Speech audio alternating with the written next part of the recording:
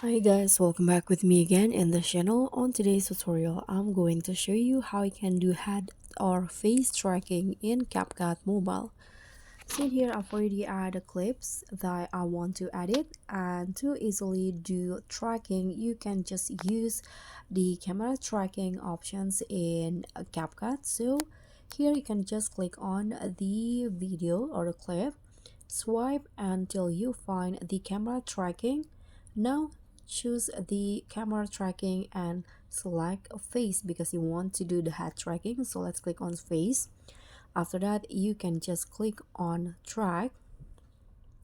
Just wait until CapCut fully tracking the clips and until it finishes. Okay, so after it's done the tracking, you can see there are so many keyframes on the clip. Here you can adjust the rotate. You can adjust the if you want your video into fit into canvas or keep the face size and blur the canvas. If you like with the adjustment, you can just click on the check icon, and this is the head tracking result. So the camera will move based on the face or the head on the objects. And that's all from me. Thank you so much for watching. Don't forget to like, comment, and subscribe. Also click on the thanks. Bye.